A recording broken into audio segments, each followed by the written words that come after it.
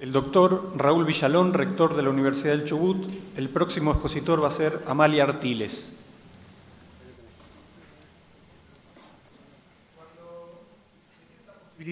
De venir a charlar y compartir criterios sobre el proyecto de ley de porcentualidad en jubilaciones y pensiones. El primer impulso que tuve fue quizás el de hablar de leyes, antecedentes, del caso Badaro, del caso Sánchez y de los otros que han venido a posteriori. Pero luego entendí que era preferible abrevar en cuestiones conceptuales, ya que del proyecto se están encargando muy bien los diputados, los senadores, quienes tienen abierta la sensibilidad a flor de piel y las energías en la ley que les dará seguridad a los jubilados y pensionados de cobrar haberes similares al que habrían cobrado de haber continuado en actividad. Y en este orden de ideas se me ocurrió que el primer concepto que promueve esta iniciativa, que es la del 82% móviles en las jubilaciones mínimas, y la actualización en las otras, es el concepto de la solidaridad. La solidaridad debe tener siempre una mirada para los que menos tienen, pero especialmente solidaridad para aquellos que están en un alto grado de vulnerabilidad laboral. Y en ese caso, los ancianos, los discapacitados, la gente de la tercera edad, los niños, son los que se encuentran en peores condiciones para trabajar y generar ingresos nuevos y más pesos para su bolsillo. Ellos están en estado de indefensión y vulnerabilidad, de manera tal que la solidaridad con ellos no admite excusas ni demora. Una persona mayor llega a la jubilación en general luego de haber entregado los años más activos a trabajar, a producir, a dejar parte de su vida en una actividad rentada. Mientras trabajó 30 años, le estuvieron realizando descuentos para con esos fondos abonarles beneficios provisionales a otras personas mayores. Lo mínimo que espera es que cuando a él le toque pasar a la pasividad, el sistema lo cubra con una suma, cuanto menos similar a la que hubiese percibido de haber continuado en actividad. Y por eso hay que asegurarle el 82% móvil en las mínimas y la adecuación por índice de salarios nivel general o índice Richter, como dice el proyecto, que son remuneraciones imponibles promedio de los trabajadores estables. Hablamos pues de que es necesario asegurar una movilidad real y no como la que viene ocurriendo en Nación desde hace mucho tiempo, donde se han dado aumentos en cuentagotas, aumentos nominales, no reales, transformando a los nuevos jubilados muchas veces en nuevos pobres. La jubilación tiene que ser la puerta de entrada a una etapa de la vida donde se pueda disfrutar de mayor tiempo libre y en forma relajada. Una especie de descanso merecido de aquel guerrero obrero. Debemos proyectar sin mirarnos los cordones de los zapatos, sino con la vista puesta en el horizonte, donde la esperanza de una ley justa y equitativa sea la meta a alcanzar para la clase pasiva. Y en esto va la responsabilidad de los gobiernos.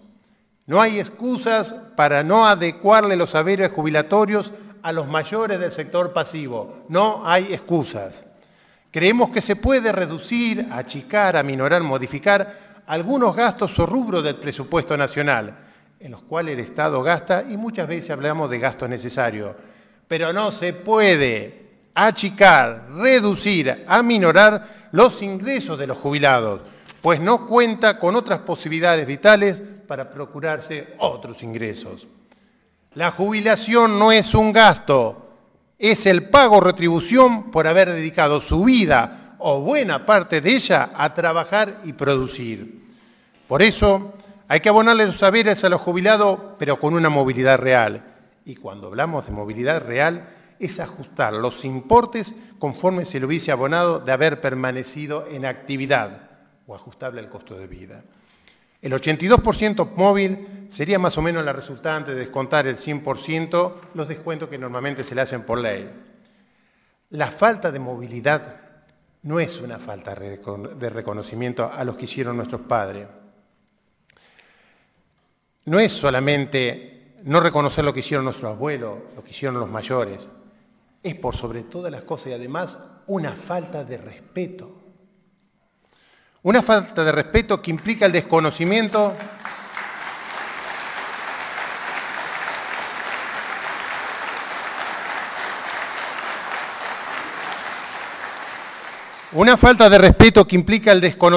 de los valores, de valores de esfuerzo y de dedicación de tantos años, en la mayoría de los casos 30 o más años, para entregarle como premio solamente migajas. Pero el primer camino para que esa movilidad sea real es de tener una ley que no declame, sino que lo haga, dicho principio, activo o operativo. No hay dudas de que el primer camino para obtener el derecho es el de proponérselo. Así ha ocurrido a lo largo de la historia con derechos civiles, como laborales y políticos. La ley del voto universal, igual, secreto y obligatorio, tuvo sus tiempos de luchas hasta llegar al logro. También el voto femenino, ni que hablar de los derechos laborales, sindicales y de la seguridad social. Bueno, decíamos, el primer camino es proponernos llegar a obtener un derecho. El segundo peldaño es tener una ley, el instrumento jurídico que lo haga operativo. Todos deberíamos apoyar este proyecto de movilidad real, que va más allá de cualquier bandería política, que toca una parte muy esencial de la población, nuestros mayores, quienes todo lo han dado por nosotros. La movilidad de la jubilación y pensión está especialmente consagrada en el artículo 14 bis de la Constitución Nacional. Y en la misma Carta Magna, la Constitución, está asentado la protección contra la confiscatoriedad, o sea, la protección respecto a nuestros derechos de propiedad. Todo ello plasmado en el artículo 17 de la Constitución Nacional, decía. Evitar confiscatoriedad es evitar que nos saquen sin ninguna causa lo que es nuestro, lo que forma parte de nuestra propiedad, de nuestro patrimonio. La confiscatoriedad está prohibida expresamente por mandato constitucional. En mis primeros años de profesión, de recién recibido, tuve la oportunidad de trabajar en un estudio jurídico en La Plata con el doctor Francisco Marcos Anglada. Quizás algunos más viejos recuerden que Francisco Marcos Anglada integró la fórmula Framini-Anglada en 1963, que fue proscripta, y que los compañeros justicialistas decían Framini-Anglada, Perón en la Rosada. Tuve la suerte de trabajar con Francisco Marcos Anglada en una gran cantidad de demandas que se hicieron en esa provincia por inconstitucionalidad de la Ley 5425, una ley provincial, y muchas de esas causas llegaron a la Corte Suprema de Justicia de la Nación, que con una conformación ad hoc, o sea, con un tribunal constituido al efecto, lograron andamiento favorable, o sea, lograron que a esos jubilados les reconozcan parte de los dineros que le habían quitado, el ajuste jubilatorio. Por aquel entonces, decía en la década del 60, la Corte consideró como confiscatorio a las quitas mayores del 30% de los haberes que le hubieran correspondido al jubilado de haber continuado en actividad.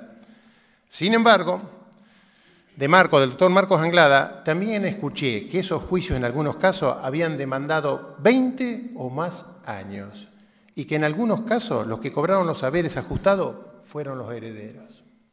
Por ello, él me decía que la demora quitaba el sentido del triunfo para el jubilado, por aquello de que cuando la justicia llega tarde, no es justicia. Debemos trabajar hoy para que nadie tenga que hacer un solo juicio de ajuste, porque la litigiosidad es decididamente mala. La mayoría de la gente no puede o no tiene fondos o formas de llegar a veces hasta los estudios jurídicos o para requerir los servicios.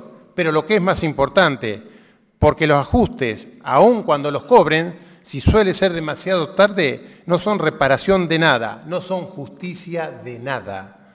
Y en esto quiero remarcar otro concepto más que juega a favor de sancionar ya mismo esta ley de movilidad. Si alguien hace un juicio para que le reconozcan un derecho, efectivamente después lo gana y le reconocen el reajuste, quiere decir que durante todo ese tiempo anterior se les ha negado el derecho. Se hizo juicio y después se lo ha estado litigando por algo que ya tenía derecho. Es decir, que le hemos estado complicando la vida a ese jubilado. Quizás, tal vez, el dinero para pagar el reajuste aparezca, alcance y se le pueda hacer efectivo. Lo que no nos va a alcanzar es el tiempo para pedirle perdón a esos jubilados. Por eso es hora de que cesen esos reclamos y que un jubilado no tenga que volver a reclamar por sus derechos. Es hora de darles el goce pacífico, tranquilo, de su derecho a una jubilación móvil, digna e integral, porque se lo han ganado a lo largo de su vida. Por esas razones conceptuales y otras tantas que tienen y han tenido en cuenta los señores diputados y senadores nacionales, es que resulta necesario aprobar la ley del 82% móvil en las prestaciones mínimas y la adecuación de las otras, como tenemos consagrado en la provincia del Chubut. El 82% móvil es posible. A los funcionarios que lo niegan, los invitamos a que vengan a nuestra provincia y le explicaremos gustosamente cómo se puede hacer. Los derechos de los jubilados aquí se respetan, se hacen realidad.